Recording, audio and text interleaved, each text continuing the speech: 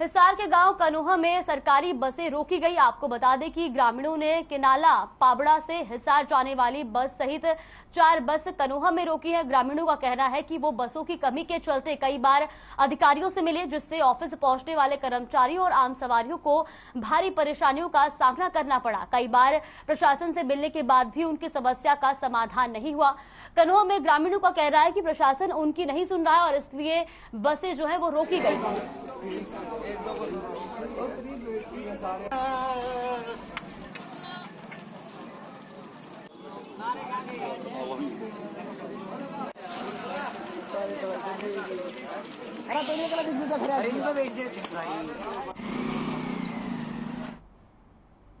वहीं इसी खबर पर ज्यादा जानकारी के लिए हिसार से हमारे सहयोगी अनूप कुंडू हमारे साथ जुड़ गए। अनूप, सबसे पहले आपसे जानना चाहेंगे, बसों की कमी के चलते लोग परेशान हैं। जो बसें रोकी गई है ये कनौ गांव का मामला है। पाबड़ा, किनाला, कनौ, किरमारा, बालक, शेदड़ ऐसे कई गांव हैं जहां पर बसों की भारी समस्या है। इसकी वजह है कि पहले बसें चलती थी रूटीन में, बहुत सारी बसों की नाइट सुविधा होती थी जो गांव में जाकर के रुकती थी और सुबह गांव से सवारियां और छात्र छात्राओं को लेकर के हिसार पहुंचती थी। लेकिन कोविड के समय में बहुत सारे रूट तोड़ दिए गए, उसके बाद अब तक वो रूट सुचारू रूप से चालू नहीं किए गए हैं, जिसकी वजह से सरकार की परेशानियां सामने आ रही है।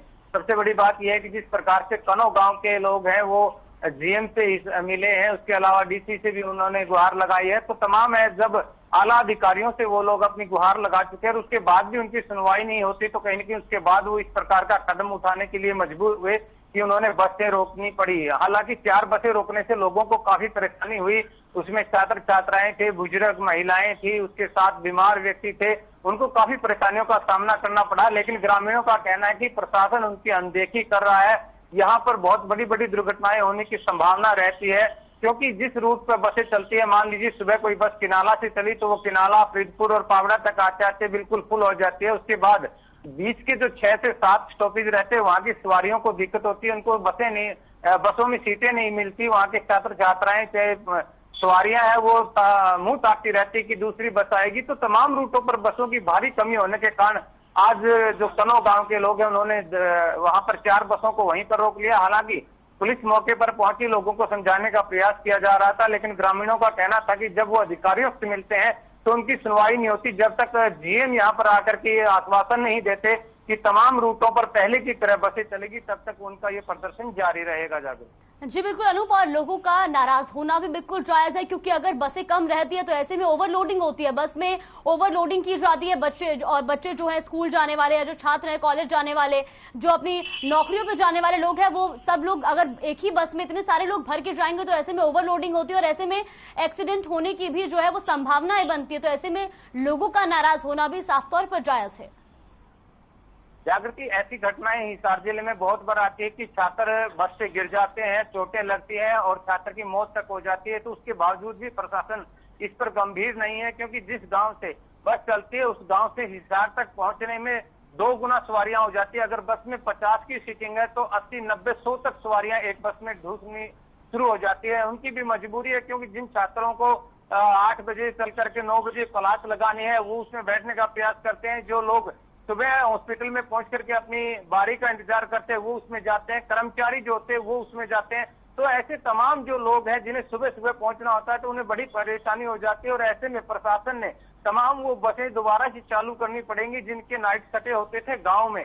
गाँव से जो बस सुबह चलती है वो अलग अलग रूटों पर चलनी चाहिए, जैसे किनारा से अलग बस, पावड़ा से अलग, कनौ से, किरमारा से, तमाम जिस प्रकार से पहले बसें चल रही थी। जो भुन्ना का ये हिसार से भुन्ना रूट है, इस पे सबसे ज्यादा भारी बसों की कमी है। तो इस प्रकार के जो रूट है उन पर तमाम रूटों पर दोबारा बस चालू की जाएगी, तभी जाकर के इस समस्या का समाधान होगा। जागृति जी बिल्कुल अनूप, और आपसे ये भी जानना चाहेंगे कि 4 बसें रोकी गई है, लोग काफी परेशान है, ऐसे में प्रशासन की तरफ से क्या कुछ प्रतिक्रिया सामने आ रही है? देखिए, इसको लेकर के खुद हर खबर ने उन डीसी से फोन करके इससे बात करनी चाहिए, एसपी हिसार से संपर्क साधना चाहा तो उन द्वारा फोन रिसीव नहीं किया गया। तो ऐसे में पता चल सकता है कि जब पत्रकारों के फोन भी अधिकारी नहीं उठा पा रहे होंगे तो ऐसे में आम जनता के फोन कैसे उठा रहे होंगे। और इससे साफ ये भी जाहिर हो जाता है कि आला अधिकारी जो लोग समस्याएं लेकर के जाते हैं उनके प्रति कितने गंभीर है।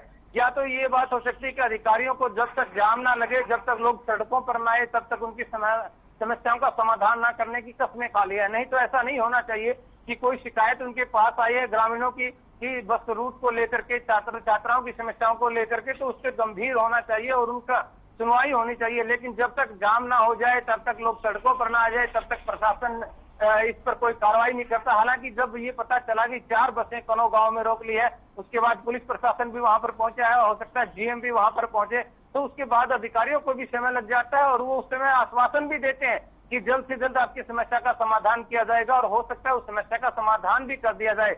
लेकिन क्या प्रशासन जो है, अधिकारी है प्रशासन के, वो यही इंतजार करते हैं कि लोग 10 बार चक्कर लगाने के बाद सड़कों पर आए, रोड जाम करे, बसें रोके, तब उनकी समस्या का समाधान होगा।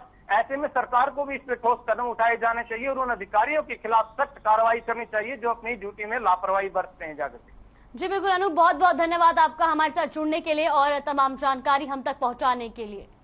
तो आपको बता दें कि जहां ग्रामीणों ने बस की कमी को देखते हुए अब 4 बसें रोक दी है, वही उनका साफ तौर पर कहना है कि जब तक अधिकारी उनकी सुनवाई नहीं करेंगे वो इसी तरीके से बस को रोक के रखेंगे। फिलहाल के इस बुलेटिन में बस इतना ही। आप देखते रहिए हर खबर।